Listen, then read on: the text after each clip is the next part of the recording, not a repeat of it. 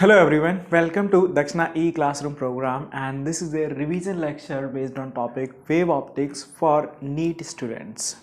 तो पहले देखो इस चैप्टर के बारे में। ये छोटा सा चैप्टर है, बहुत बड़ा नहीं है और इट्स लाइक वेरी इंपॉर्टेंट। इसमें काफ़ी मतलब जो कंसेप्ट हैं वो अच्छे हैं।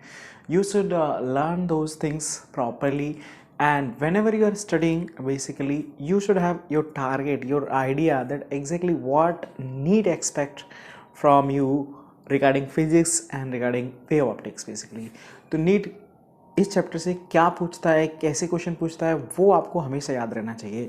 तो आपको क्या करना है, व्हेन यू आर स्टडिंग, तो आपको उन चीज़ों को ध्यान में रखना है कि ओके इस तरह से। तो ये देखो यहाँ पे कंसेप्चुअल बेस्ड और कुछ फार्मूला बेस्ड, जो कि नॉर्मली लाइक बहुत ज़्यादा डिफिकल्ट क्वेश्चंस रेयरली ही पूछे जाते हैं नीट में। सिंपल चीज़ें, but you should understand things properly, ठीक है ना। Okay, this is about some connection of the wave optics with the NEET exam. And another thing, wave optics मतलब basically optics is study of light. Wave optics means when we study light as its wave behaviour, is it, और light को wave nature मानते हुए जब study करते हैं then we call it wave optics. तो थोड़ा सा बैक जाते हैं। तो पहली सबसे पहले जो लाइट की स्टडी की थी वो न्यूटन ने की थी। न्यूटन ने पार्टिकल नेचर और न्यूटन्स कॉर्पस्कुलर थ्योरी वगैरह से सब कुछ चीज़ों को एक्सप्लेन किया था। मतलब जो भी चीज़ें, जो भी फेनोमेना उस टाइम पे अवेलेबल थे, एग्जिस्ट कर रहे थे, मतलब जो डिस्कवर हो चुके थे बेसिकली। बाद में Huygens was the first scientist actually, जो कि न्यूटन के लगभग पैरेलल ही थे। उन्होंने अपनी एक नई थ्योरी दी थी, अपनी अलग ही तरीके से लाइट को देखा, but nobody was ready to accept actually him. तो वो डंप कर दिया गया। लेकिन बाद में YDSC मतलब Young's, Thomas Young was scientist, तो उन्होंने एक YDSC Young's double slit experiment किया, जिसको न्यूटन की थ्योरी फेल हो गई एक्सप्लेन करने के लिए, और फिर लोगों ने वेव नेचर से देखना शुरू किया। तो ये थोड़ी सी चीज़ें थी। अब यहाँ पे आपको समझना है पहले हाइजन्स प्रिंसिपल क्या था। हाइजन ने, तो ये क्या है, देखो ध्यान रखने का, ये थ्योरीज हैं। जो थ्योरी हैं साइंटिस्ट ने बनाई थी, अपने एक्सप्लेनेशन दिए थे चीज़ों को एक्सप्लेन करने के लिए, ठीक है ना। तो हाइजन्स का जो प्रिंसिपल था वो क्या था एग्जैक्टली, मैं थोड़ा सा आपको बताता हूँ। So as this is Huygens principle. Huygens ने क्या कहा कि जो बेसिकली सोर्स है वो क्या करता है, एक डिस्टर्बेंस जनरेट करता है, and that disturbance basically propagate through a medium. जैसे आप समझ सकते हैं कि एक वेव, स्ट्रिंग वेव मानता हूँ, तो एक पॉइंट पे सोर्स होगा तो वो स्ट्रिंग वेव जनरेट करेगा, स्ट्रिंग में वो वेव प्रोपेगेट करती हैं। तो ऐसे ही मान के चलते हैं कि लाइट वेव या अदर्स वेव भी है, साउंड वेव मान सकते हो, या फिर आप ऐसे जस्ट इमेजिन करो कि एक तालाब है, उसमें सरफेस पर अगर आप छोटा सा पत्थर ड्रॉप करते हैं तो वहाँ पे क्या होता है, एक डिस्टर्बेंस, रिपल्स और वाटर वेव जनरेट होती हैं, और वो वेव क्या होती है, दे प्रोपेगेट बेसिकली। तो वहाँ पे आप देख सकते हो कि अगर एक शांत तालाब है, उसमें आपने स्टोन ड्रॉप किया, तो उस पॉइंट पे जहाँ पे स्टोन ड्रॉप किया वो क्या हो गया, सेंटर हो गया, और पॉइंट सोर्स हो गया बेसिकली, कि जहाँ पे वेव और डिस्टर्बेंस प्रोपेगेट जनरेट हुआ। फिर वो डिस्टर्बेंस धीरे धीरे धीरे धीरे प्रोपेगेट करता जाता है। तो उस सिचुएशन में भी देख सकते हैं आप बेसिकली, ये अगर पॉइंट सोर्स जहाँ पे स्टोन ड्रॉप किया गया, तो अभी क्या होगा, ये वेव इस तरह से जनरेट करेगी और आगे बढ़ेगी, ठीक है ना। तो ये क्या है, ये वो सभी पार्टिकल जो एक साथ ऊपर आएंगे, फिर एक साथ नीचे आएंगे, फिर एक साथ ऊपर आएंगे, फिर एक साथ नीचे आएंगे, ऐसे ये पार्टिकल सब एक साथ ऊपर नीचे आएंगे। तो उन्होंने इन सभी पार्टिकल को, इज इट, ये क्या हो गया, लोकस।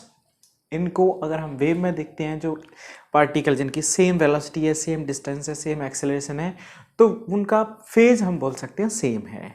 तो all the particle, is it, और I will say the locus of all the particle which are oscillating in same phase at same distance from this original source, is it, is termed as wave front.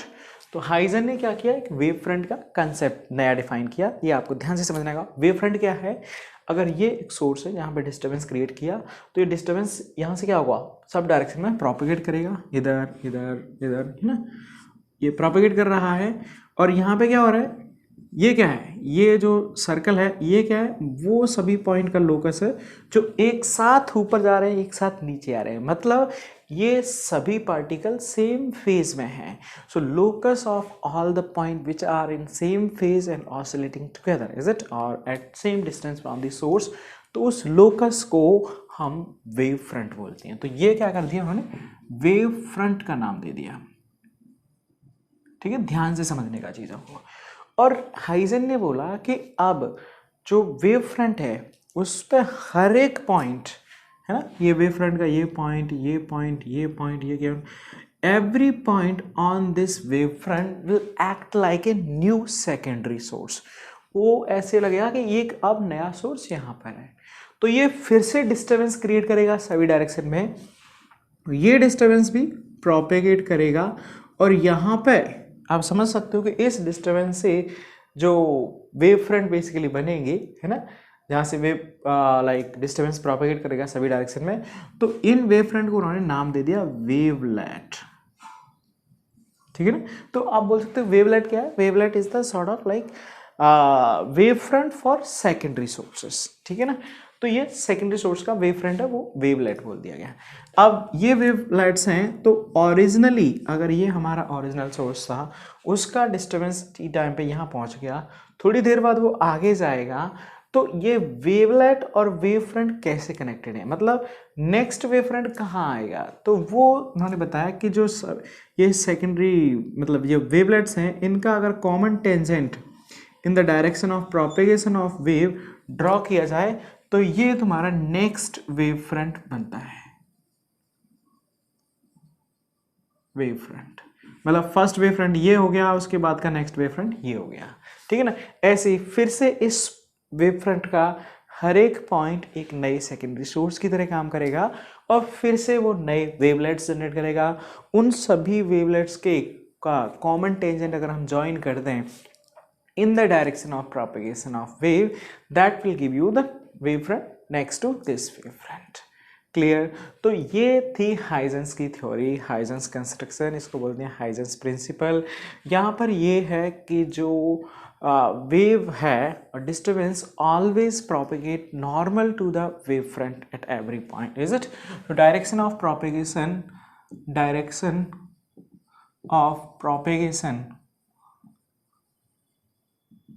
of disturbance is always perpendicular to wavefront at every point। सही ना, हमेशा जो भी होगा wavefront, तो उसमें क्या होगा, लाइक डायरेक्शन वेव, ये वेव फ्रंट के नॉर्मल ही प्रोपेगेट करती है। तो ये थी हाइजेंस की थ्योरी। हाइजेंस ने वेव को एक अलग साउंड, लाइट वेव को अलग तरीके से देखा। उन्होंने कहा कि लाइट का एक सोर्स है, वो क्या हो गया, सोर्स डिस्टर्बेंस जनरेट करेगा, लाइट वेव जनरेट करेगी, वो एक मीडियम के थ्रू प्रोपेगेट करेगी। अब वहाँ पे क्या होगा, एक सेम डिस्टेंस पे अगर मैं वो सभी पॉइंट्स का लोकस ले लूँ जो एक साथ ऑसिलेट कर रहे हैं ऊपर नीचे, ठीक है ना, तो उनको क्या कर नाम दे दिया, वेव फ्रंट। हर एक वेव फ्रंट एक नया सोर्स की तरह काम करेगा, ठीक है ना, और वो क्या होगा, फिर से नए वेव फ्रंट जनरेट करेगा, जिसको नाम दिया वेवलेट। अब common tangent to all these wavelets will give you next wave front of original source. और इस तरह से, और डायरेक्शन जो वेव फ्रंट है हमेशा वो क्या होगा, डायरेक्शन ऑफ प्रोपेगेशन के परपेंडिकुलर होगा, या फिर आप ऐसे बोल सकते हो, वेव ऑलवेज प्रोपेगेट परपेंडिकुलर और normal to every point on the wave front. This is called Huygens principle. इसकी हेल्प से हम लॉ ऑफ रिफ्लेक्शन, वगैरह को प्रूव भी कर सकते हैं, जो अपन नॉर्मल स्टडी करते हैं। Law of μ1 sin theta 1 theta I is equal to μ2 sin theta R, ये रहता है ना लॉ ऑफ रिफ्रैक्शन, उसको प्रूव, और angle of incidence equal to angle of refraction, all those laws can be prove with the help of Huygens principle. तो ये क्या है, ये आपको समझ में आना चाहिए। कभी कभी सिंपल से क्वेश्चन इस पर पूछ लिए जाते हैं, and you should be in position to answer those questions based on this. इसमें कभी कभी थोड़ा सा कुछ चीज़ें और ये हैं, देखो जो शेप होता है वेव फ्रंट का, है ना, वो कैसा होता है, तो वो डिपेंड करता है बेसिकली कि एग्जैक्टली जो वेव है, डिस्टर्बेंस है, वो क्या है, कैसे प्रोपेगेट कर रहा है। जैसे मैं कहता हूँ कि अगर एक पैरेलल बीम आती है ना, पैरेलल बीम, ये क्या है, दिस इज पैरेलल बीम,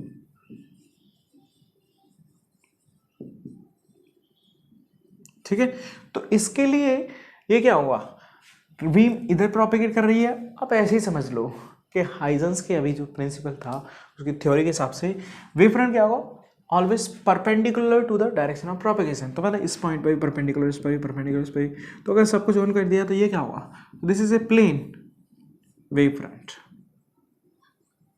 ठीक है। तो अगर एक पैरेलल बीम है तो उसके लिए जो वेव फ्रंट क्या होगा, वो क्या होगा, एक प्लेन हो जाएगा। ऐसे अगर एक पॉइंट सोर्स है तो वेव फ्रंट के लिए क्या होगा, पॉइंट सोर्स। तो इसके लिए जो shape of wave front will B spherical.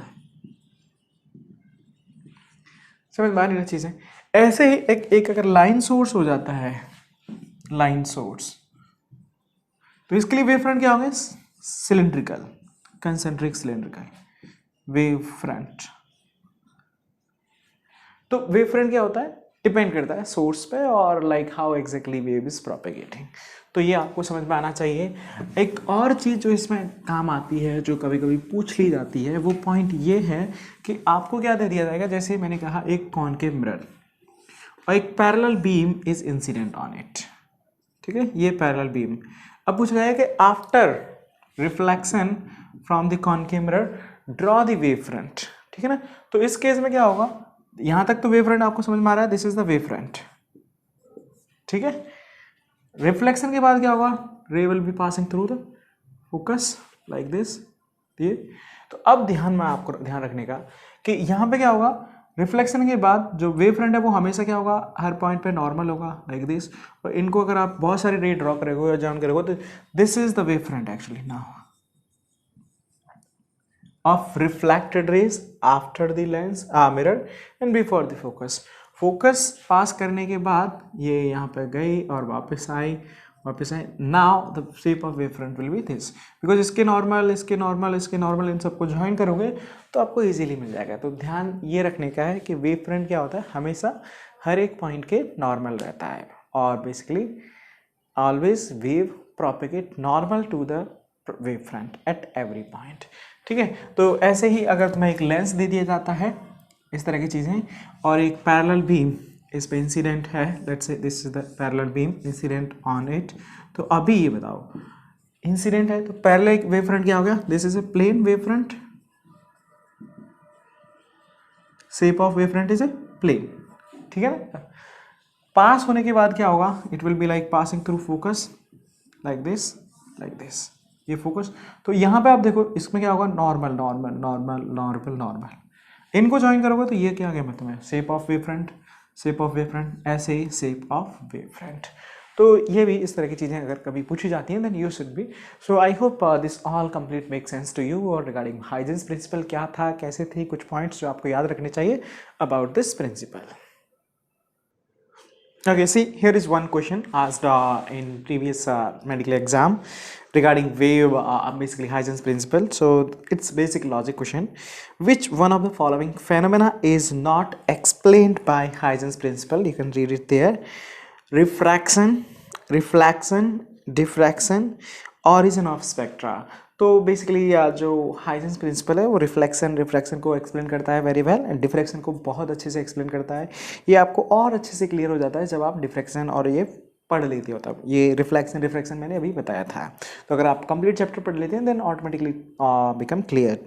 And origin of spectra it doesn't definitely expect. So the correct answer for this question is D, right. Okay, next very important topic in this wave optics is superposition principle। बहुत आसान सा ही है, छोटा सा है, बहुत बड़ा नहीं है, बट समझने के लिए काफ़ी है, मतलब लाइक काफ़ी इंपॉर्टेंट है। सुपरपोजिशन प्रिंसिपल, ये देखो बेसिकली वेव से रिलेटेड है। अगर आपको ने साउंड वेव, स्ट्रिंग वेव, इन चीज़ों को भी, इनको भी अच्छे से समझ लिया तो आपको बहुत क्लियर हो जाना चाहिए। यहाँ पे सिंपल सा ये है कि अगर एक मीडियम से एक साथ दो या दो से अधिक वेव प्रोपेगेट करती हैं तो किसी भी पॉइंट पे जो पार्टिकल है उसका डिस्प्लेसमेंट या रिजल्टेंट डिस्प्लेसमेंट क्या होगा। जैसे अगर आप समझो कि स्ट्रिंग वेव है, इससे एक वेव ये पास कर रही है और दूसरी वेव ये ऐसे पास कर रही है, तो इस पॉइंट की मैं बात करूं तो ये पार्टिकल का displacement due to this wave at this point of time is this, और दूसरी वेव की वजह से वो यहाँ है। तो एक पार्टिकल दो जगह पे तो हो नहीं सकता, तो एक्चुअली में कहाँ पर होगा। तो this question is answered by this superposition principle. तो सुपरपोजिशन प्रिंसिपल सिंपली क्या कहता है कि जो रिजल्टेंट डिस्टर्बेंस होगा सही ना, किसी भी पार्टिकल का, that will be equal to the vector sum of disturbance और displacement created by each individual disturbance और वेव, ठीक है ना। तो जैसे अगर अपने पास दो वेव है, y1 is equal to a1 sine of omega t minus k x और y2 is equal to a2 sine of omega t minus k x plus five, ये दो डिस्टर्बेंसेस हैं। तो अब यहाँ पे क्या होगा, जो रिजल्टेंट डिस्प्लेसमेंट होगा पार्टिकल का वो क्या आ जाएगा, y resultant will be equal to y1 bar plus y2 bar, दोनों का वेक्टर एडिशन। इनको जब हम ऐड करते हैं तो वो रिजल्टेंट आ जाता है y resultant is equal to some a into sine of omega t minus k x plus some theta, सही ना। ए रिजल्टेंट इसकी वैल्यू हो जाती है a1 square plus a2 square plus 2a1 a2 into cos of five under root, या फिर आप इसको रख दो ए रिजल्टेंट स्क्वायर। ये आपको याद रहना चाहिए, ठीक है ना, रिजल्टेंट एम्पलीट्यूड। क्लियर है। फाई क्या है यहाँ पे, phi is the phase difference between two superimposing disturbances, between two disturbances, समझ में आई चीज़ें। तो ये फाई आ जाता है, और थीटा तो यहाँ पे लिखते हैं tan theta is equal to, ये वेक्टर एडिशन से आता है एग्जैक्टली, जो vector a2 sine phi divided by a1 plus a2 into cos phi, तो ये आ जाता है टेन थीटा। एक और इम्पोर्टेंट चीज़ यहाँ पे ये जो होती है, तो देखो कुछ रिजल्ट इसके कि जो रिजल्टेंट एम्पलीट्यूड है वो मैक्सिमम मिनिमम हो सकता है। मैक्सिमम का ये किस पे डिपेंड करेगा, a1 a2 तो फिक्स है, फाइव पे डिपेंड करेगा, cos फाइव पे, सही ना। तो अगर फाइव की वैल्यू जीरो हो जाती है तो ये क्या होंगे, दोनों सेम फेज में हो जाएंगे, तो रिजल्टेंट एम्पलीट्यूड ऐड हो जाता है। अगर फाइव की वैल्यू माइनस हो जाती है -1, तो ये क्या होगा, लीस्ट हो जाता है, सही ना। सो मैक्सिमम एम्पलीट्यूड, ठीक है ना, when cos phi is equal to what, 1, that means phi is equal to 2n pi, समझ में आई चीज़ें। तो जो a max हो जाएगा that will be equal to what, that comes a1 plus a2. Similarly minimum amplitude when cos phi is equal to how much, 2n plus 1 into pi, and that means cos phi is equal to cos phi is equal to -1 and this implies equal to 5. तो इस case में जो minimum amplitude होता है that becomes a1 minus a2 इसका mod, ठीक है। एक और इम्पोर्टेंट पॉइंट यहाँ पे कि जो वेव है इसकी इंटेंसिटी होगी और इसकी भी इंटेंसिटी होगी, तो जो रिजल्टेंट इंटेंसिटी होगी वो क्या होगी, तो इसके लिए आंसर आता है कि जो इंटेंसिटी है वो डिपेंड करती है, क्योंकि एक ही मीडियम है, एक ही फ्रीक्वेंसी, बाकी सब चीज़ें तो सेम है, तो क्या चीज़ें डिफरेंट है इंटेंसिटी के लिए, वो है एम्पलीट्यूड, सही ना। तो हमें ये मालूम है intensity is directly proportional to amplitude square, सही है। तो इसकी I1 इसकी I2, रिजल्टेंट एम्पलीट्यूड ये आ गया, तो रिजल्टेंट इसके स्क्वायर क्या होगा, ये प्रोपोर्शनल हो जाएगा I रिजल्टेंट, सही ना।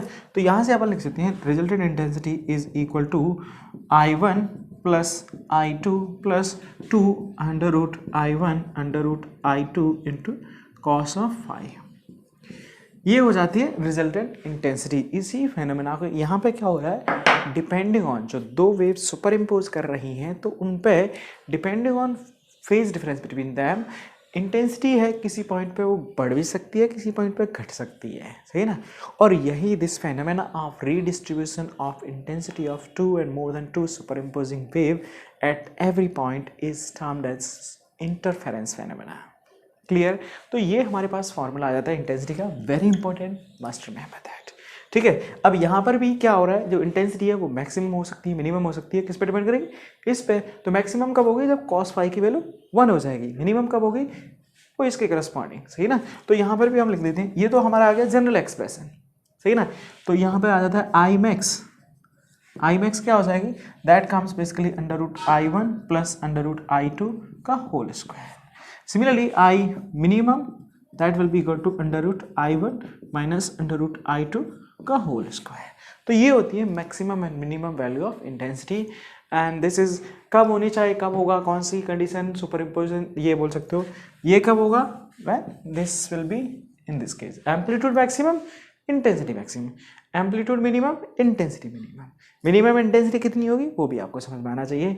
यहीं पर है कि अगर दोनों इंटेंसिटी है ना, if I1 equal to I2 is equal to I0, तो इसी फॉर्मूला को है ना कुछ मैथमेटिक्स लगा करके हम बहुत आसानी से लिख लेते हैं। I resultant is equal to 4I0 into cos square 5/2। ये भी इंपॉर्टेंट फॉर्मूला है, you must remember that. So this is completely called as superposition principle. Next very important thing in this chapter of wave optics is Young's double slit experiment. We call it YDSE. ये क्या था, कैसे observe हुआ, इसमें कुछ चीज़ें terms related to that, जो questions आपको पूछे जाते हैं, फॉर्मूले कौन से आपको याद रखने हैं, I will tell you everything. तो आपको ध्यान से सुनने का। So let me erase the board first. Okay, so the next very important phenomena is Young's double slit experiment. ये बहुत ही इंपॉर्टेंट है, ये समझ लो कि इस चैप्टर के लिए बैकबोन है। Most of the time questions are asked based on this topic only. तो ये टॉपिक क्या है थोड़ा सा समझते हैं, और आप लोगों ने डिटेल में पढ़ ही लिया है पहले से, मैं इसको थोड़ा सा रिवाइज करने की कोशिश करता हूँ। यहाँ पे देखो सेटअप क्या होता है कि एक सोर्स होता है अपने पास, उसको एक डार्क रूम में रख दिया जाता है। Basically everything is closed end on one wall of this room you can let's say consider 2 slits। तो वो दोनों स्लिट्स क्या होंगी, मेन सोर्स हो गया, 2 स्लिट्स क्या होंगी, एक 2 सोर्स की तरह काम करती हैं। तो वहाँ से 2 लाइट्स अब बेसिकली निकलती हैं।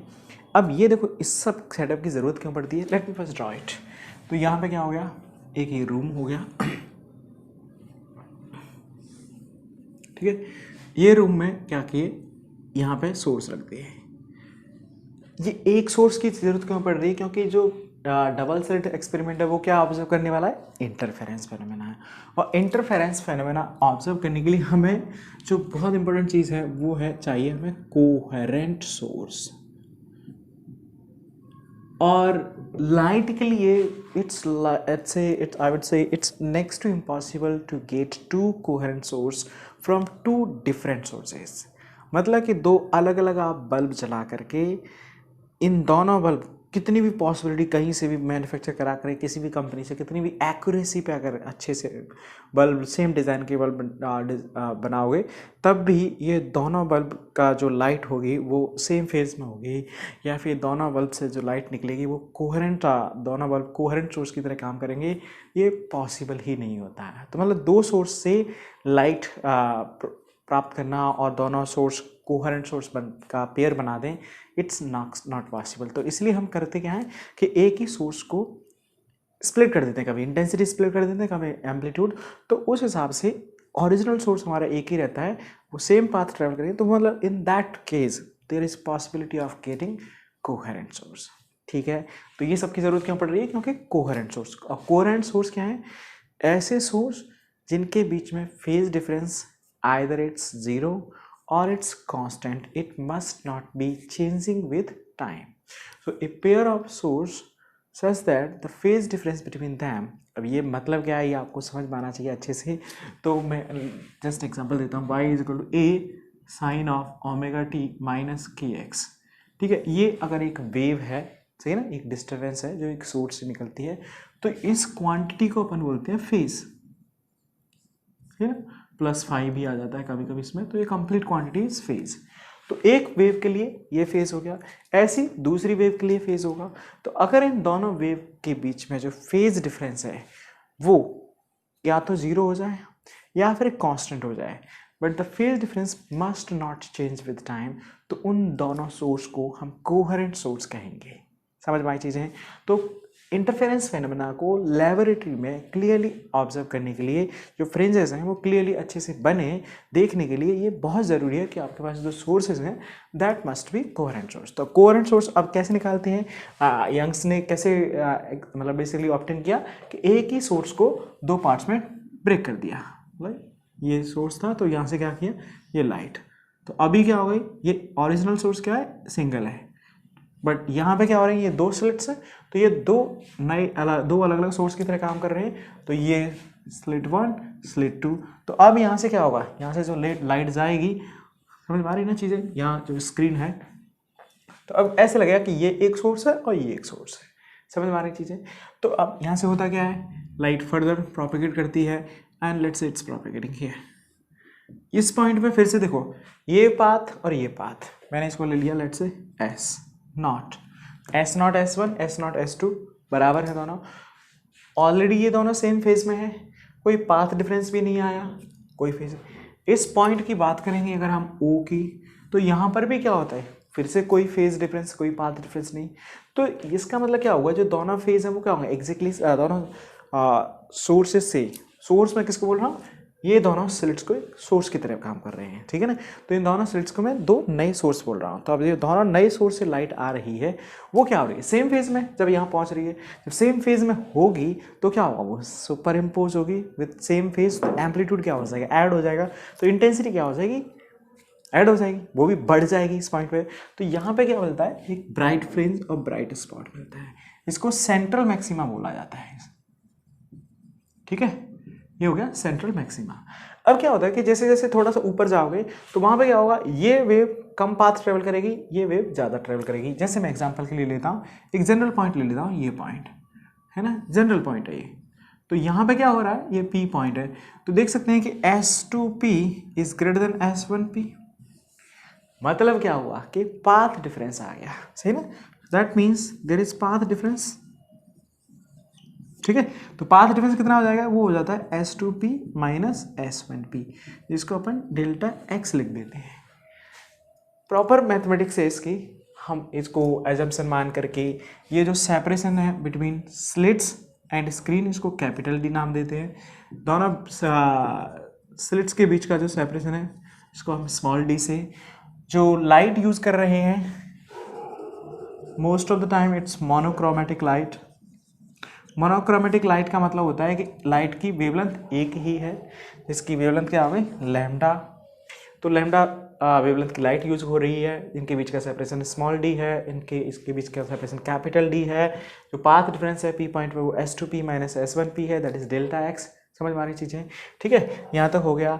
अब ये देखो क्या हो रहा है, P पॉइंट पे हमें समझ में आया ये पाथ डिफरेंस है, और पाथ डिफरेंस है तो फेज डिफरेंस क्या आता है, phase difference is equal to 2 divided by lambda multiplied by delta x. तो ये फेज डिफरेंस भी आ गया, सही ना। अब डिपेंडिंग ऑन कि फेज डिफरेंस कितना है, देखो ये फेज डिफरेंस अगर 2 का मल्टीपल हुआ तो उस टाइम पे वेव क्या होंगी, ऐसे ही सुपर इम्पोज करेंगी सेम फेज में, तो रिजल्टेंट एम्पलीट्यूड क्या आ जाएगा, it will be like this. समझ में आ रही चीज़ें, रिजल्टेंट एम्पलीट्यूड बड़ा होगा, जब एम्पलीट्यूड बढ़ जाएगा तो उसके हिसाब से क्या होगा, इंटेंसिटी भी बढ़ जाएगी, and we will call that as constructive interference. ऐसे ही अगर सही है ना, मान के चलो एक ये वेव है और दूसरी वेव, इसकी वजह से जब ये फेज डिफरेंस आया वो 2 की बजाय पाई का फेज डिफरेंस आ जाता है, तो दूसरी वेव क्या होगी, वो इस तरह से जाती है। इस सिचुएशन में क्या होंगे, एग्जैक्टली कैंसिल कर देंगे, तो जो रिजल्टेंट इंटेंसिटी मिलती है वो ऐसे जीरो इंटेंसिटी, मतलब क्या हो गया डार्क। समझ पा रही चीज़ें, तो ये क्या होंगे कैंसिल कर देंगे, तो यहाँ पर लाइट क्या बचेगी कैंसिल आउट, तो इंटेंसिटी क्या बचेगी जीरो, यहाँ पे इंटेंसिटी मैक्सिमम। तो यहाँ पे क्या होता है, एक जगह पे ब्राइट स्पॉट, फिर डार्क, फिर ब्राइट, फिर डार्क, फिर क्योंकि ये जो डेल्टा फाई है, अलग अलग पॉइंट पे आप जाओगे डेल्टा एक्स चेंज होगा, डेल्टा एक्स के करस्पॉन्डिंग डेल्टा फाई चेंज होगा, तो कभी डेल्टा एक्स जीरो यहाँ पर, फिर ऊपर जाओगे पाथ डिफरेंस बढ़ता जाएगा, लैम्डा बाई 2, फिर लैम्डा, फिर 3 लैम्डा बाई 2, फिर 2 लैम्डा, फिर 5 lambda by 2 and so on. तो उस हिसाब से यहाँ पे क्या होता है, इस तरह का पैटर्न मिल जाता है, ठीक है ना। इसको बोलते हैं इंटरफेरेंस पैटर्न। और बेसिकली इनको जो ये dark bright dark bright dark bright dark bright, तो इसको फ्रिंजेस भी बोलते हैं, और फ्रिंज पैटर्न भी कहा जाता है इसको। फ्रिंज पैटर्न कहाँ पे मिलता है, स्क्रीन पे। समझ में आई चीज़ें। अब देखो यहाँ पे इसके बारे में हमें बहुत कुछ समझना होता है, ये ड्रॉ करने में थोड़ा सी चीज़ें यहाँ पे यूनिफॉर्म नहीं है, अदरवाइज़ ये जो YDSC सेटअप होता है उसमें जो फ्रिंजेस का शेप साइज है दैट इज़ ऑलवेज यूनिफॉर्म, ठीक है, वो इस तरह से यूनिफॉर्म रहता है। समझ में आ रही चीज़ें, तो ये फ्रिंज पैटर्न क्या हो गया यूनिफॉर्म। अब देखो आपको ये फील आना चाहिए, लॉजिकली समझ में आनी चाहिए चीज़ें कि हो क्या रहा है। यहाँ पे एक सोर्स, यहाँ से लाइट निकली, यहाँ तक पहुँची, यहाँ पर दो पार्ट्स में डिवाइड हो गई, ये क्या है कंप्लीट डार्क रूम। तो ये दोनों स्लिट्स क्या होंगे, एक दो सोर्स की तरह काम करेंगे। ये सोर्स से लाइट फिर यहाँ पे पहुँचेगी और यहाँ पे पहुँचेगी।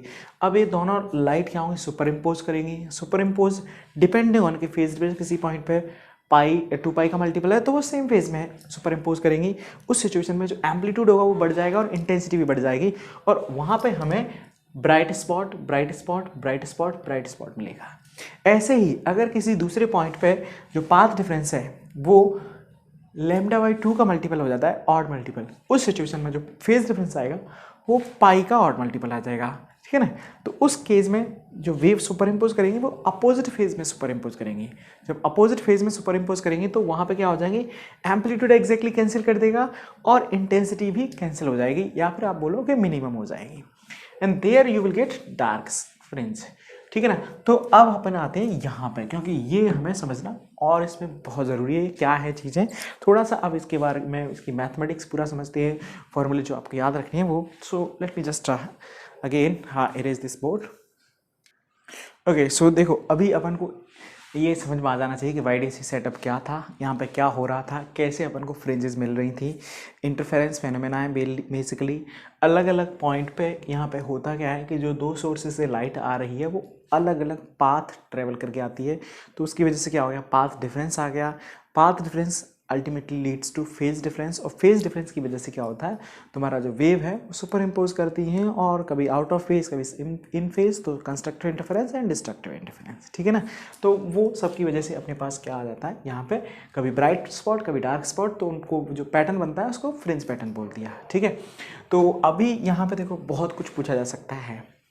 पहले तो अपन को कि एग्जैक्टली कि किसी भी पॉइंट पे क्या मैं बता सकता हूँ कि ब्राइट फ्रिंज बनेगा या डार्क फ्रिंज बनेगा। ब्राइट फ्रिंज बनेगा तो कौन से नंबर का ब्राइट फ्रिंज बनेगा, डार्क फ्रिंज बनेगा तो कौन से नंबर का डार्क फ्रिंज बनेगा, समझ आ रही है। इंटेंसिटी एग्जैक्टली कितनी होगी, ठीक है। अगर ये पॉइंट है यहाँ पे तो इंटेंसिटी मैक्सिमम I0, इस पॉइंट पे इंटेंसिटी कितनी होगी, इस पॉइंट पे इंटेंसिटी कितनी होगी, एक जनरल पॉइंट पे इंटेंसिटी कितनी होगी, कैसे बताएंगे, कौन सी चीज़ों पे डिपेंड करेगा, कैसे कैलकुलेट करेंगे, ये सब कुछ आपको समझ में आना चाहिए। टोटल इस स्क्रीन पे कितने फ्रिंजेस बनेंगी, कितनी डार्क फ्रिंजेस बनेंगी, कितनी ब्राइट फ्रिंजेस बनेंगी, ठीक है ना। दो डार्क फ्रिंजेस के बीच में जिसको अपन फ्रिंज विड्थ बोलते हैं, दो ब्राइट फ्रिंजेस के बीच में जिसको भी सेम फ्रिंज विड्थ बोला जाता है, कितना सेपरेशन होगा, तो वो सब चीज़ें अभी आपको उनको समझ में आना चाहिए, कैलकुलेट करना, ठीक है। तो यहाँ पे सबसे इंपॉर्टेंट चीज़ है कि ये P पॉइंट है तो वहाँ पे पाथ डिफरेंस क्या आएगा, तो हम ये मान के चलते हैं अजम्पशन। देखो अजम्पशन इसमें क्या रहता है, अजम्पशन ये रहता है that capital D is very very greater then small d, ये मान लिया जाता है। तो ये बहुत दूरी पर जाकर के मिल रही हैं, तो अल्टीमेटली क्या हो रहा है कि जो पाथ डिफरेंस आ रहा है उनके बीच में वो ये हो जाता है, this is the Δx path difference. और इसको अपन अगर इसको थीटा लेते हैं then this is also taken as theta, और Δx अपन लिख देते हैं, Δx is equal to d sine theta, ठीक है। और यहाँ पे क्या रहता है, जब d by lambda you can write very very greater than 1, ठीक है ना, उस सिचुएशन में sine theta is it almost equal to theta, almost equal to tan theta, because theta is small, theta की वैल्यू क्या होती है, स्मॉल होती है। तो उस कंडीशन में हम थीटा को बराबर sine theta equal to tan theta equal to sine theta ये लिख देते हैं equal to y by capital D, समझ में आई चीज़ें, ये आ जाता है अपने पास अल्टीमेटली पाथ डिफरेंस, ठीक है। ये समझ में आना चाहिए बहुत। एक और कंडीशन कि ये कंडीशन जब ये वैलिड होगी तब ये रहेगा, ऐसा कंडीशन स्मॉल थीटा होगा उस सिचुएशन में ऐसे लिख पाएंगे। तो अब अल्टीमेटली अपने पास क्या आ गया, पाथ डिफरेंस। पाथ डिफरेंस मैं इसको यहाँ लिख देता हूँ, path difference delta x is equal to d sine theta is equal to what, d y by capital D, ठीक है ना, ये आ गया।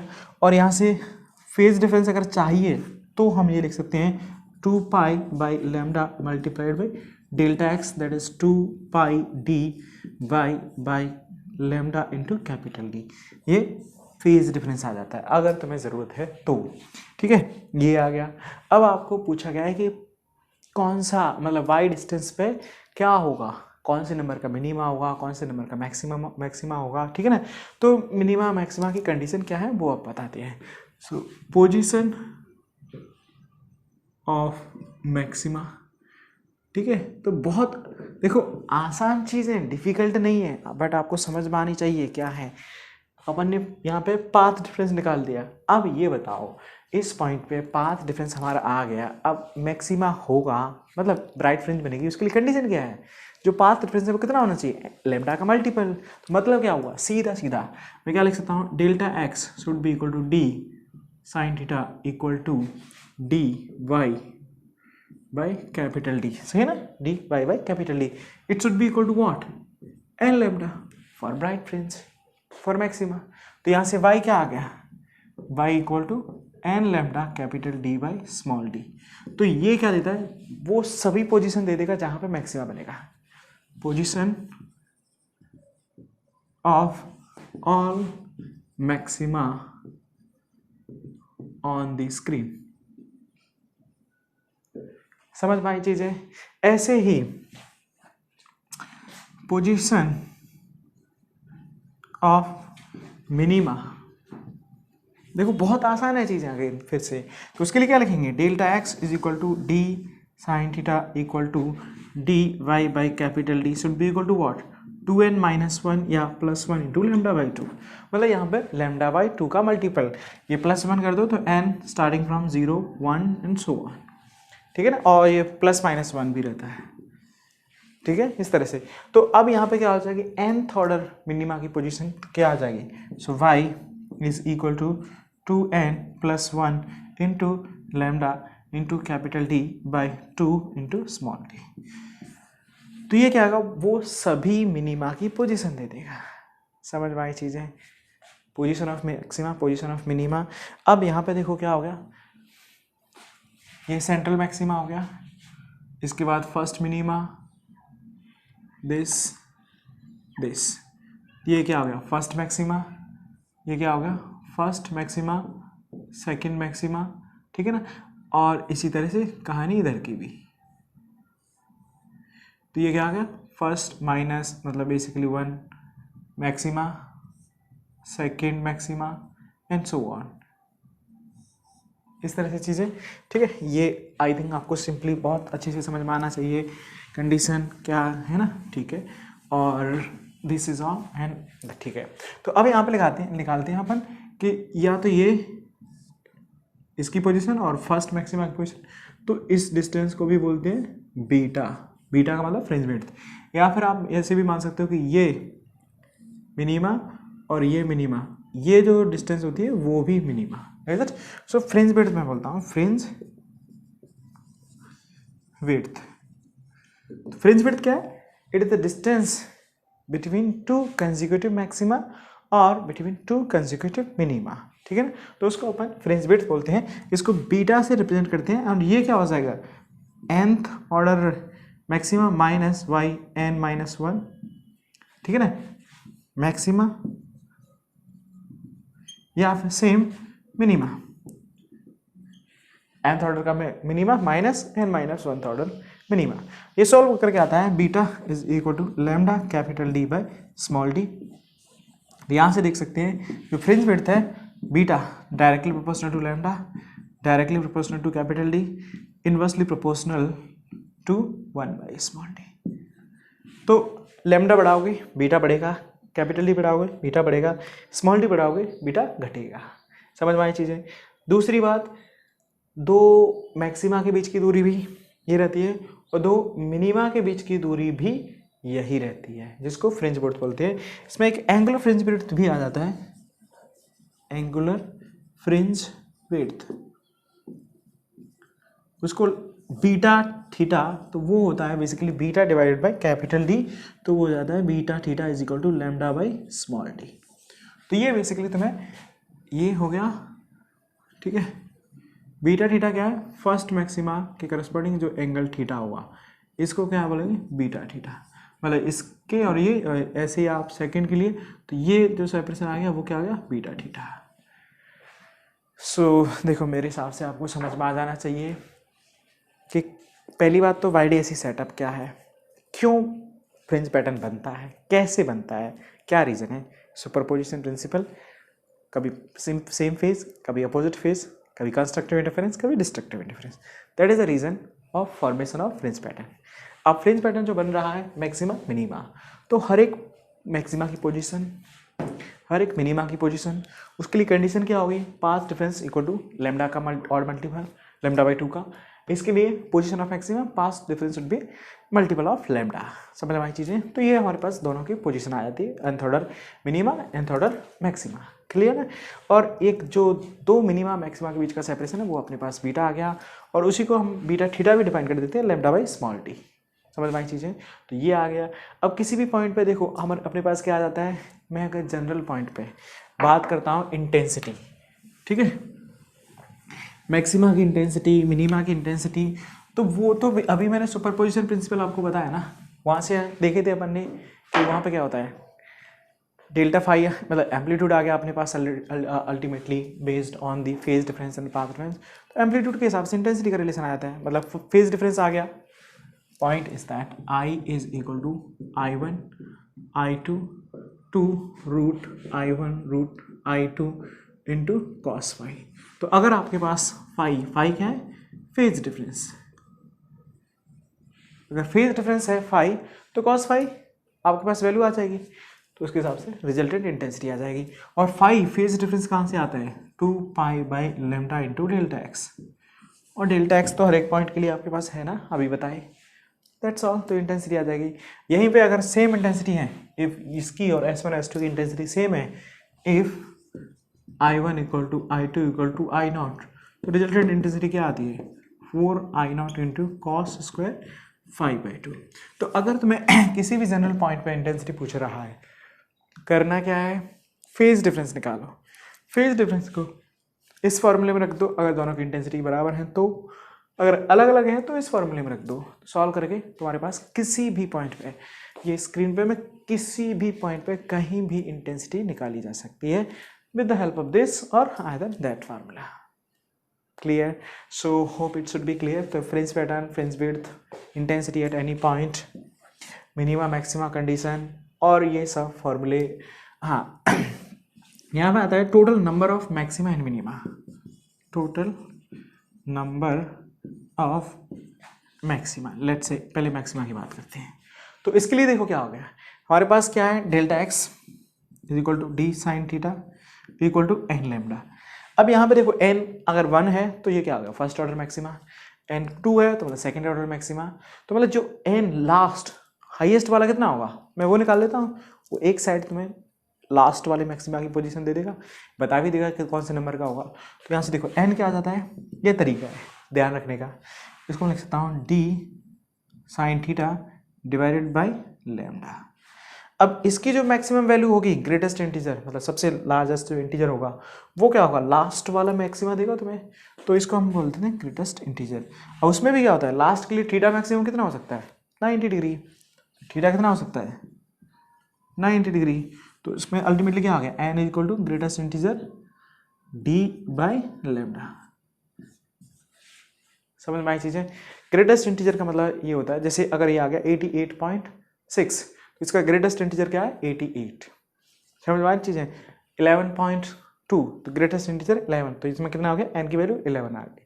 तो ये तुम्हारा क्या आ गया? Greatest integer function. तो यहाँ से ये तुम्हें क्या देगा? टोटल लास्ट वाले मैक्सिमा की पोजीशन दे देगा। समझ में आई चीज़ें?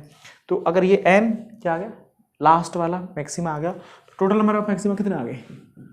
टोटल मैक्सिमा, n मैक्सिमा इस साइड, n इधर साइड, और एक ये, that comes out to be 2n + 1, और n क्या है? ये है ना। तो ऐसे ही टोटल मिनिमा भी निकाल सकते हैं, तो वो आ जाता है सीधा 2n, क्योंकि यहाँ पे सेंट्रल मिनिमा कुछ नहीं होता है। That will be simply equal to 2n, that will be your total number of minima. एक और पॉइंट जो इसमें इंपॉर्टेंट रह जाता है, that is your shape of fringes. Okay, let's see some applications, some problem which has been asked in previous medical exam or NEET exams, so that you will get idea exactly कि इस topic पे कैसे और कितने level के question पूछे जाते हैं. So here we have problem number like 1. in Young's double slit experiment, if there is no initial phase difference, you can read it problem there, between the light from the two slits, a point on the screen corresponding to fifth minimum has path difference. समझ में आ रही ना चीज़ें? तो अभी देखो सीधा फॉर्मूला बेस्ड प्रॉब्लम है सॉल्यूशन. ये क्या कह रहा है? पाथ डिफरेंस पूछा गया है, कितना होगा corresponding to what? Fifth minima. तो डेल्टा एक्स के लिए अभी अपन ने क्या देखा था? This is equal to delta x is equal to d sine theta अपन को नहीं चाहिए. This is equal to 2n plus देखो अब थोड़ा सा आपको यहाँ पे मैं प्लस भी ले सकता हूँ माइनस भी ले सकता हूँ. सो 2n let's say plus 1 into lambda by 2. ये तो क्या है? Path difference in general term. अब यहाँ पे सेंट्रल मिनिमा कुछ नहीं होता है, तो n is equal to 0 is first minima. सही ना? तो n is equal to 2 second, sorry 1 second, n equal to 3 third. सही ना? n इक्वल टू 4, यहाँ पे क्या हो जाएगा? 2 third, n equal to 3 fourth and n equal to 4 will be your fifth. तो ये थोड़ा सा है, अदरवाइज आपको चीज़ें याद है लाइक सीधा तो डायरेक्टली भी लिख सकते हैं. इसका मतलब n इक्वल टू 4, तो ये कितना आ जाएगा? 9 lambda by 2. Simple answer. This is the problem. देख सकते हैं. तो this is next solution to question number 1. Next question number 2. तो यहाँ पे देखते हैं अगला question. You can read it there again. In a double slit experiment, when light of wavelength 400 nanometer was used, the angular width of first minima formed on the screen placed 1 meter away was found to be 0.2 degree. What will be the angular width of this first minima if the entire experiment apparatus is immersed in water? Mu water is given. तो यहाँ पर question read कर सकते हैं. Question में क्या दिया गया है तुम्हें कि beta theta is equal to 0.2 degree. Capital D small D suppose तो हमें दे रखा है 1 मीटर. ठीक है ना? स्मॉल डी भी दे रखा है जिसकी हालांकि तुम्हें ज़रूरत नहीं है. और लैम्डा दे रखा है. Lambda is equal to 400 nanometre. तो अब आपको पूछा क्या गया है कि अगर ये एंटायर सेटअप इमर्स्ड इन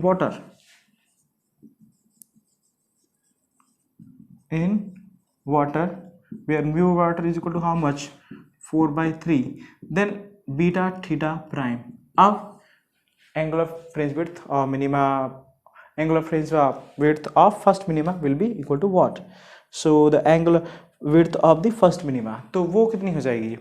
तो वो या फिर आप डायरेक्टली ये देख सकते हो कि beta theta will be proportional to what? Lambda by D. ठीक है? तो यहाँ से क्या हो जाएगा? Beta theta prime will be lambda prime by D. ठीक है? तो यहाँ से अपने पास अपन को चाहिए beta theta prime, that will be equal to lambda prime by lambda. समझ में आ रही है चीज़ें? तो डिवाइडेड बाई बीटा थीटा, और lambda prime by lambda will be equal to what? This is 1 by mu.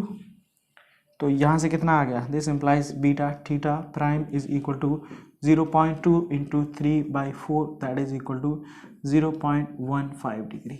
This is the answer to the problem that matches with option C. Right? So ये देखा कि next question तुम्हारा.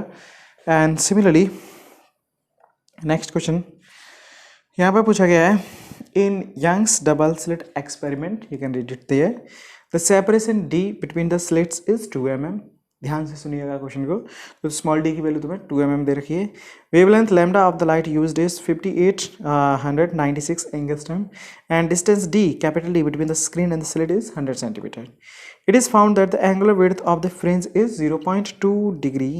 To increase the fringe angular fringe width to 0.21 degree with same lambda and capital D, the separation between the slits need to be changed to.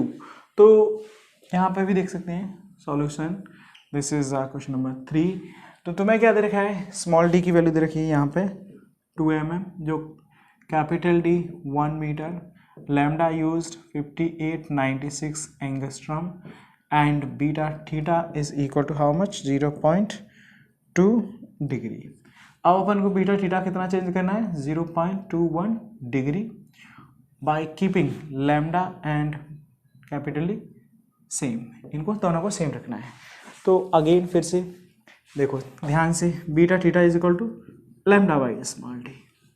ठीक है, तो अब change क्या कर रहे हैं, लैम्डा को चेंज नहीं कर रहे हैं, स्मॉल डी को चेंज कर रहे हैं। तो यहाँ पे भी क्या लिख सकते हो, beta theta divide by beta theta prime equal to lambda, lambda वही रखना है इन बाई डी प्राइम।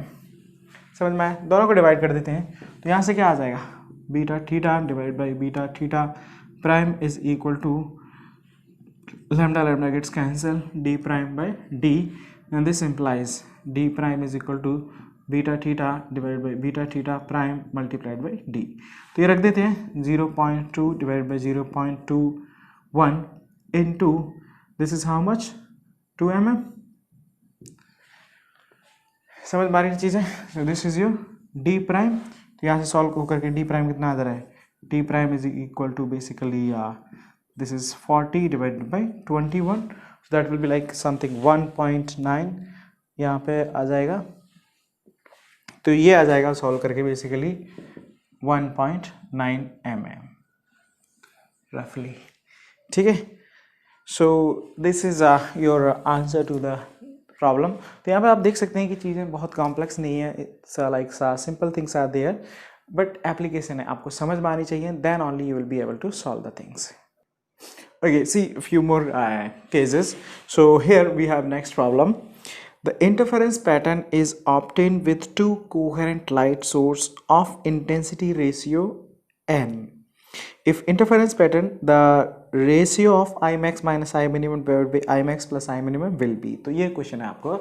सो यहाँ पे सॉल्यूशन, तो यहाँ पे दे क्या रखा है कि I1 by I2 जो रेशियो है that is given as n। तो अब आपको पूछा गया I max minus I minimum divided by I max plus I minimum, ये रेशियो कितना होगा।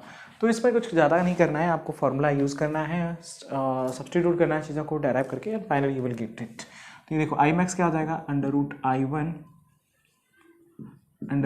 One plus under root I two इसका whole square minus under root I one minus under root I two whole square, ये max ये minimum, same under root I one plus under root I two इसका whole square plus under root I one minus under root I two इसका whole square. इसको simplify करेंगे I one plus I two minus plus two I root I one I two, ऐसे यहाँ से और ऐसे इन सबको सॉल्व करके तो ये आ जाता है अपने पास 4 root I one root I two divide by I one plus I two by two. तो ये कैंसिल हो गया, तो दिस इज 2 और मैं आई टू से डिवाइड कर देता हूँ, तो यहाँ बचेगा root I one by I two divide by I one by I two plus 1 and यहाँ पे I one by I two की वैल्यू तो मैं दे रखी है एन, तो ये सॉल्व होकर आता है 2 root N divide by N plus 1। This is the answer to the problem. तो यहाँ पे देख सकते हैं कि बहुत कॉम्प्लेक्स नहीं है चीज़ें, थोड़ा सा है, आपको लाइक समझना होगा चीज़ों को and you have to solve it properly. So okay, see one more question. So this was 2 slits in Young's double slit experiment have width in the ratio of 1:25. The ratio of intensity at maximum and minima on the interference pattern is, so I max and by I minimum is। तो यहाँ पर भी क्या दे रखा है कि दो स्लिट्स हैं, उनकी विड्थ है वो अलग अलग रेशियो में 1:25। तो यहाँ पे विड्थ से क्या फ़र्क पड़ता है ये आपको समझ में आना चाहिए। विड्थ मतलब ज़्यादा ओपनिंग, मतलब ज़्यादा लाइट एंटर करेगी, तो ज़्यादा लाइट एंटर करेगी मतलब इंटेंसिटी ज़्यादा होगी। तो इसका मतलब क्या होगा कि जो I1 है और I2 की इंटेंसिटी है वो कितना होगा 1:25। स्लिट का मतलब slit width means proportional to intensity. समझ में आई चीज़ें। तो ये देखा है, तो अब आई मैक्स और आई मिनिमम क्या होगा, तो ये तो हमारे को सीधा पता है, ratio of I max divide by I minimum पूछा गया है। तो ये क्या था, under root I one plus under root I two divided by under root I one minus under root I two whole square. तो यहाँ पर भी मैं दोनों जगह आई टू से या कोई भी मैं लाइक आई वन से डिवाइड कर देता हूँ, तो ये आ जाएगा this is equal to 1 plus root I two by I one whole square divide by 1 minus root I one by I two whole square. तो ये कितना है 25/1, 25/1 5 + 1 5 - 1, this is the 6/4 whole square that is equal to 3/2। 3/9/4. This is answer to the problem. तो this is also easy straightforward things. समझ में आना चाहिए आपको चीज़ें, and application that is very important.